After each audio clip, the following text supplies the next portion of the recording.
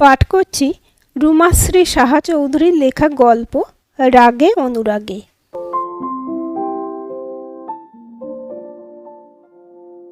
সত্যি একটা মানুষের সাথে বিয়ে হয়েছিল বটে, সারাটা জীবন জ্বালিয়ে মারলো আমাকে, কখনো শান্তি দিল না গো জীবনে।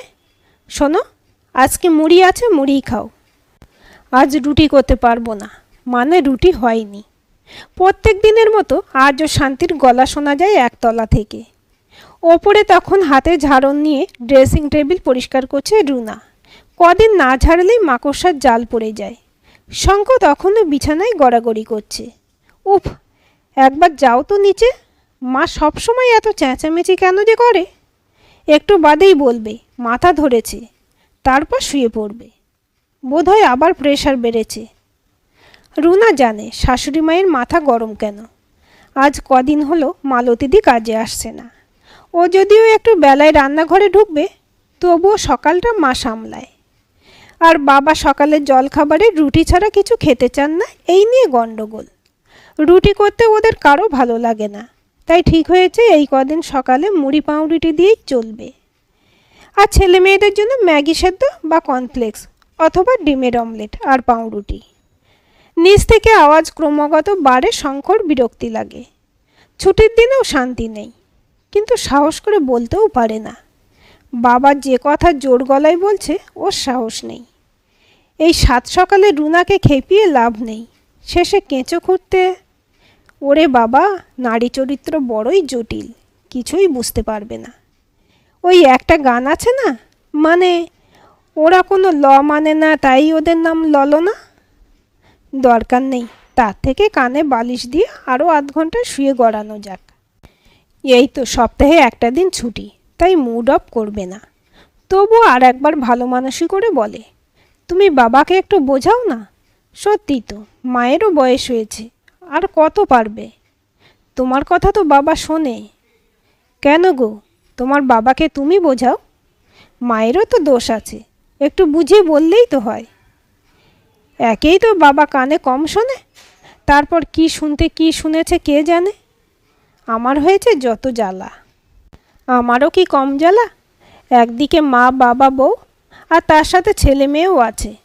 এই শোনো, সকালে উঠে মাথা গরম করো না।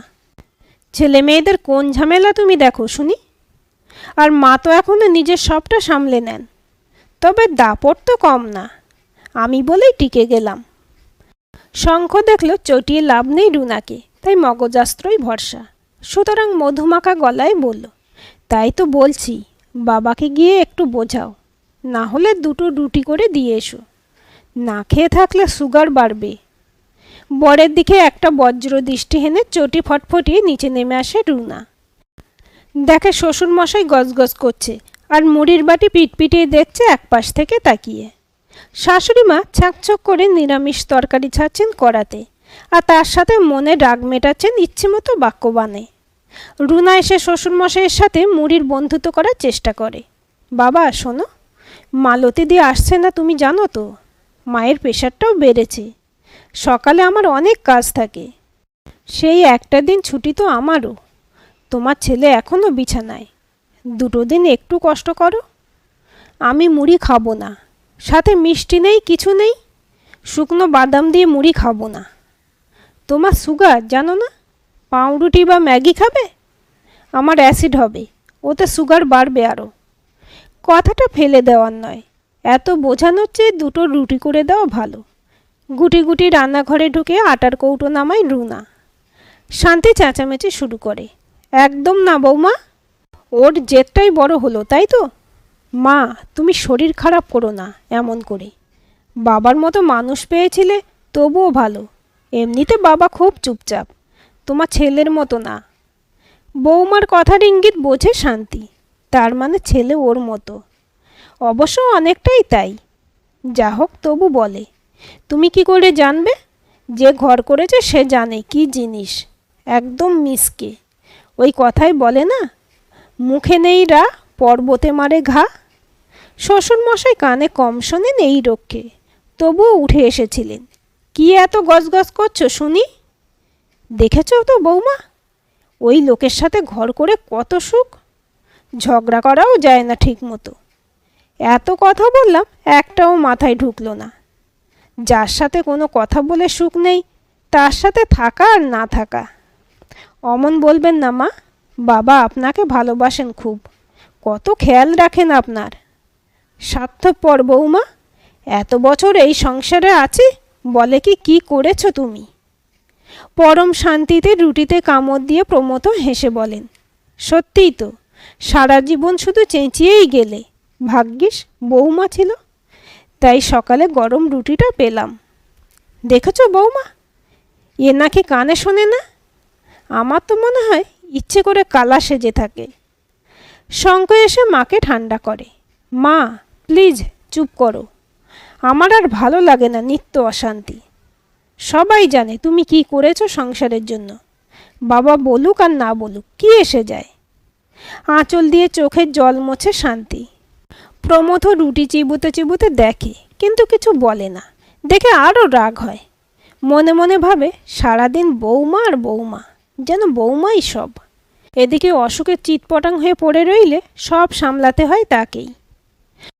তবে প্রমথকে মনে মনে গালাগাল করতে করতে যে নিজেই ঠাকুর ঘরে খালি পেটে পুজো দিতে গিয়ে চিৎপটাং হবে তা ভাবেনি শান্তি। সকালে উঠে খেতে বললেও কিছুতেই কানে যায় না শান্তির।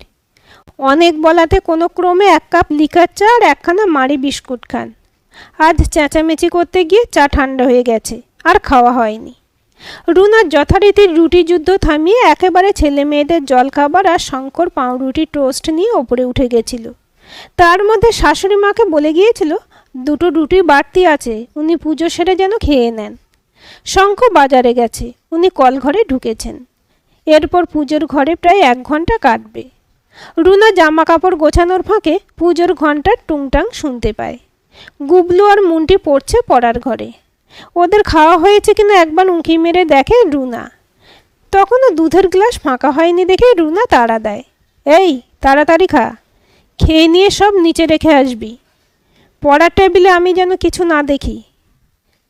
মা তাড়াতাড়ি এসো নিচে, ভাই দাদু। মেয়ের চিৎকারে রুনা তাড়াতাড়ি নেমে আসে নিচে, সাথে গবলু। মুন্টি শান্তিকে তোলার চেষ্টা করছে, বারবার ডাকছে, ও ঠাকুমা চোখ খোলো। দাদু দেখো না, ঠাকুমা কথা বলছে না। তুমি কেন রাগালে তখন ঠাকুমাকে? প্রমথ একপাশে দাঁড়িয়ে মৃদু গলায় ডাকে, শান্তি তুমি চোখ খোলো, তাকাও। আর তোমাকে জ্বালাবো না, যা দেবে তাই খাবো। শ্বশুরমশাইকে দেখে হঠাৎই কেমন যেন মনটা ভারী হয়ে যায় রুনার। কে বলবে এই মানুষটা খানিক আগেই মাকে এত রাগিয়ে দিয়েছিলেন। তবে তাড়াতাড়ি করতে হবে এখন, খুব তাড়াতাড়ি শঙ্খকে ফোন করতে হবে। পাশের বাড়িতে অনিলকে গুবলুকে ডাকতে বলে রুনা চেষ্টা করে শাশুড়ি মায়ের জ্ঞান ফেরাতে। জিভের তলায় ট্যাবলেটটা দিতে চেষ্টা করে। কোথা থেকে যে কি হয়ে গেল। শান্তির মুখটার দিকে তাকাতে পারে না প্রমথ। কিছু ভালো লাগছে না। কেন তাকাচ্ছে না আর কথা বলছে না শান্তি? এর চেয়ে ওই ঝগড়ুটে শান্তি অনেক ভালো। অনেকটা ধকল শরীরের ওপর দিয়ে গেল। সেই যাত্রায় শাশুড়িকে বাড়ি ফেরাতে পারবে জেনে অনেকটা স্বস্তির শ্বাস ফেলল রুনা। ওর বিয়ে হয়েছে প্রায় 22 বছর, তবে মা হয়েছে একটু দেরিতে। এই এতদিন ধরে গুবলু মুন্টুকে তো উনি সামলেছেন। বাড়িতে যে একটা গার্জেন মানে নিজের লোক থাকা কতটা জরুরি তা বুঝেছে রুনা। একসাথে থাকতে থাকতে ঘটি আর বাটিতে যে ঠোকাঠুকি হয়নি তা নয়, তবু হঠাৎ ঝড়ে এলোমেলো হয়ে যাওয়া ও সংসারটা যে আবার ছন্দে ফিরছে ধীরে ধীরে এটাই শান্তির। এই কয়েকটা দিন শঙ্খর বকুনি খেয়ে শ্বশুরমশাই একদম চুপ হয়ে গেছেন। রুনা বকল শঙ্খকে, বাবাকে এত বলো না, মা একটুতেই উত্তেজিত হয়ে যায়। এমনিতেই ওনার মনটা ভালো নেই। মা কতগুলো দিন হসপিটালে, একদম একা হয়ে গেছেন মানুষটা। শঙ্খকে বকলেও রুনা বুঝতে পারে সব মেয়ের জীবনেই বোধহয় কিছু স্বপ্ন থাকে নিজের জীবন নিয়ে, আর না পাওয়া থেকেই বোধহয় সৃষ্টি হয় নানা অভিযোগ আর উত্তেজনা, রাগ দুঃখ অনেক কিছুই। হয়তোবা মায়ের জীবনেও এমনি কিছু না পাওয়ার গল্প আছে যা বাবা কখনো পড়তে চাননি, হয়তোবা ইচ্ছাকৃত বা অনিচ্ছায়। অথচ ছোট ছোট ভালো লাগাগুলো একটু দেখলেই হয়তো মিটে যায় কত সমস্যা। কিন্তু তার হয় কতটা? শঙ্খকে বললেও বলে, বাবা স্ত্রী চরিত্র বোঝা শিবেরও অসাধ্য। ভীষণ রাগ হয় তখন রুনার। বুঝতে না চাইলে আর বুঝবে কি করে? চিরকাল তো বুঝিয়েই এলে। অনেক দিন বাদে নিজের ফেলে যাওয়া সংসারে দুর্বল পা দুটো আস্তে আস্তে ফেলে শান্তি। শঙ্খ আর নাতি ধরে রেখেছে তাকে। এ যেন এক নবজন্মের পর আবার পা ফেলা সংসারে। মা, সামলে পা রাখো, খুব আস্তে, ভয় নেই, আমি ধরে আছি। শান্তির চোখ দুটো তখন এদিক ওদিক খুঁজছে একজনকে। সত্যিই তো, মানুষটা গেল কোথায়? এতদিন বাদে ফিরছে বাড়িতে, অথচ একবারও সামনে এসে দাঁড়ালো না। ভাবতে ভাবতেই হঠাৎই দেখতে পাই ঠাকুর ঘর থেকে বেরিয়ে আসছে প্রমথ। ইস, কদিনে বড় শুকিয়ে গেছে মানুষটা। হাতের পুজোর থালায় পঞ্চপ্রদীপ আর সাদা লাল ফুল সাজানো প্রমথর। শান্তিকে দেখে সেই ৪৯ বছর আগে এই বাড়িতে প্রথম পা দেওয়ার দিনটার কথা মনে হলো। সেদিন ছোট্ট লাজুক নববধূ শান্তি প্রমথর সাথে পা রেখেছিল বাড়িতে। আজ ছেলে আর নাতির হাত ধরে এলো। আহা, বড় ক্লান্ত আর বিধ্বস্ত যেন মুখটা। কতদিন বাদে দেখলেন। এই কদিন ছেলে তো যেতেই দেয়নি, বলেছে তোমার বয়স হয়েছে, ইনফেকশন হতে পারে, কি দরকার যাবার, আর ঝামেলা করো না। গুটি গুটি পায়ে পুজোর থালা নিয়ে এগিয়ে আসেন প্রমথ। সাধারণত পুজোর পর শান্তি সবাইকে মঙ্গল আরতির ছোঁয়া দিয়ে আশিস মাখাতো। আজ তিনি একটু আরতির ছোঁয়া আর ফুল ঠেকাবেন শান্তির মাথায়। তবুও একটু সংকোচ হয়, তাই দিদিভাইকে বলেন, তো ঠাকুমাকে এই আরতিটা একটু দিয়ে দে মাথায়। বাবা, আপনিই দিন মাথায় ঠেকিয়ে মাকে। প্রমথ এগিয়ে এসে আরতির ছোঁয়া শান্তির মাথায় দিয়ে বলেন, এসো শান্তি, কদিন বড় ফাঁকা লাগছিল বাড়িটা। হয়তো এই কথাটা শান্তিও শুনতে চেয়েছিলেন, তাই মনে হলো সবটাই ভুল বোঝা নয়, হয়তো মন পড়তে পারে লোকটাও। আর কটা দিনই বা বাঁচবেন, এবারই তো মরতে বসেছিলেন। না, আর ঝগড়া করবেন না। মাঝে কেটে গেছে বেশ কয়েকটা মাস, শান্তি অনেক সুস্থ এখন। তবে রুনার করা নজরে প্রাণ যায় যায়। মোটামুটি রান্নাঘরে ঢুকতে দিতে আর চায় না রুনা, তার সাথে মালতীও আছে। ক্যানকেনে গলায় বলে, ভাগ্যিস ফিরে এসেছো মাসিমা, না হলে কি যে অপরাধী হয়ে থাকতো মামি। সামনের সপ্তাহে শান্তি আর প্রমথর বিয়ের ৪৯ বছর পূর্ণ হবে। শান্তি না করলেও রুনা শোনে না ওই দিনটা একটু ভালো মন্দ রান্না করে। এবার বিছানায় শুয়ে রুনা বলে, এই শুনছ, এবার মা বাবার অ্যানিভার্সারিটা একটু বড় করে করব। সেটা তো সামনের বার করার কথা, ৫০ বছরে। আরে ৫০-এ তো পা রাখছে আবার কি, মা যা ভয় ধরিয়ে দিয়েছিল। তুমি একটু মালা টালা জোগাড় করো, আর কয়েকজনকে একটু বলবো। জো হুকুম। আমি কিন্তু বুঝতে পেরেছি তোমার মনের কথা, আর কিছু বলবো না। সকাল থেকেই রান্নাঘরে ব্যস্ত রুনা। শান্তি এবার আর কোনো বারণ করেনি। প্রমথ এসে বলে, কি ব্যাপার বলো তো, বৌমা এত কি করছে রান্নাঘরে? মনে মনে রাগ করে শান্তি বলে, নেকু একটা, নাকি বুড়ো বয়সে ভীমরতি হয়েছে কে জানে। মাথার ঘোমটাটা তুলে একটা প্রণাম করে প্রমথকে ঠাকুর ঘর থেকে বাইরে এসে। প্রমথর মুখে হাসির ছোঁয়া। ও, এবার বুঝেছি। সবই বোঝো, মুখে শুধু বললে না কোনো দিন। মন্টি গুবলু দাদুর হাতে আর ঠাম্মার হাতে মালাটা ধরিয়ে দেয়। দাদু, এবার মালা বদল হবে কিন্তু। প্রমথর মুখে হাসি, শান্তির মুখে লজ্জার ছোঁয়া। বৌমা যে কী সব করে না। ততক্ষণে সবাই সমবেত আওয়াজ দেয়, হয়ে যাক। প্রমথ শান্তির গলায় মালাটা পরিয়ে দেয়। ওরা হৈ হৈ করে ওঠে।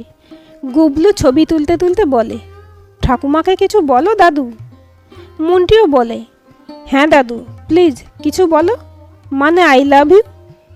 প্রমথ হেসে বলেন, তোমাকে খুব ভালোবাসি শান্তি, শুধু দুঃখ একটাই, তুমি কোনোদিন বুঝলে না। শান্তি আস্তে আস্তে বলে, ইস, আদিক্ষেতা, মরণ। তবে আজও মনের ভেতরটা কেমন যেন একটা মিষ্টি অনুভূতিতে ভরে ওঠে, সেই প্রথম ফুলশয্যার রাতের মতো। হৈ হৈ করে ওঠে সবাই। সবার হাততালির মধ্যে শঙ্খ রুনার কানে কানে বলে, উরি বাস, বাবা তো একেবারে ওভার বাউন্ডারি মারল গো এই বয়সে। শেখো শেখো কিছু বাবার কাছ থেকে, এটাই তো জীবন। যতদিন আছি এভাবেই ভালোবেসে থাকবো পাশাপাশি, বাবা মায়ের মতো। যতদিন আছি মানেটা কি? রুনাকে ভীষণ ভালোবাসতে ইচ্ছে করে শঙ্কর। হয়তো বিয়ের দিন, জন্মদিন, ভালোবাসার দিন আলাদা করে না পালন করলেও চলে, তবু ওই আর কি, কিছু হ্যাপি হ্যাপি ভাইবস দেয় এই দিনগুলো। তাই শুধু পাশাপাশি থাকা নয়, মন পড়তে পারাটাও জরুরি। সব সারতে সারতে বেশ অনেকটা রাত হয়ে যায়। ঘুমিয়ে পড়েছিল রুনা ও শঙ্কর কাছ ঘেঁষে। বাইরের রোদের আভা বলে দেয় সকাল হলো। হঠাৎই শুনতে পায় নিচ থেকে মায়ের গলা ভেসে আসছে, এই লোকটাকে নিয়ে আর পারি না। শঙ্খ বলে, আবার? রুনা বলে, অনুরাগের পর রাগ। আজকের গল্পটি আপনাদের কেমন লাগলো কমেন্ট করে জানাবেন।